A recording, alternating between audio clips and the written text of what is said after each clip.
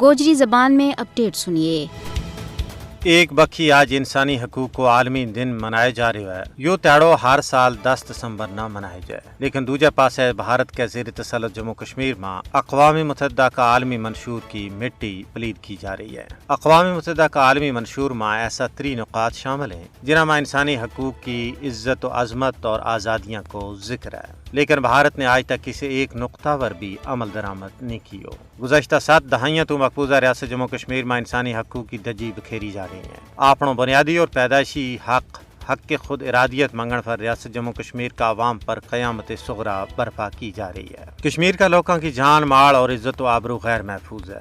گزشتہ 33 سالہ میں غاصب بھارتی فوج نے 96,156 کشمیریوں نے شہید اور 1,65,385 نہ گرفتاری تو بعد شدید اذیت دیتی گئی۔ ویسے تو کشمیر میں انسانی حقوق کی سنگین خلاف ورزیاں کو سلسلہ سن 1947 تو جاری ہے، لیکن 5 اگست 2019 تو بعد بھارتی فسطائی حکومت نے درندگی اور فرعونیت کا تمام ریکارڈ توڑ دیتا ہے۔ ڈومیسائل کا قانون میں تبدیلی، تاریخی مقامات کا نامہ کی تبدیلی، جعلی حد بندی، تعلیمی نصاب میں تبدیلی اور دوجا نو آبادیاتی منصوبہ حد درجہ تکلیف دہ اور قابل مذمت ہے۔ اقوام متحدہ کی یہ ذمہ داری بنے کہ وہ اپنا چارٹر کی خلاف ورزی کرنے پر بھارت کو محاسبہ کرے، جس طرح OIC نے قضیہ کشمیر نہ حل کران میں اپنا عملی کردار ادا کی ہوا ہے۔ OIC کا سیکرٹری جنرل حسین ابراہیم طاہا اپنا دورہ پاکستان کے دوران 11 دسمبر نہ آزاد کشمیر کو بھی دورہ کریں گا۔ پاکستانی اور آزاد کشمیر کی قیادت نال ملاقات کریں گا۔ OIC نے ہمیشہ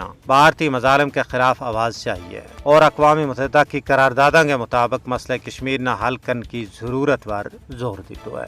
CFM کا 48واں اجلاس میں 13-22 مارچ نہ اسلام آباد میں بھی انہوں نے کشمیر پر مشترکہ پلان منظور کیو، جس میں OIC ممالک نے مسئلہ کشمیر نہ حل کران میں مکمل تعاون فراہم کرنے پر اتفاق کیو۔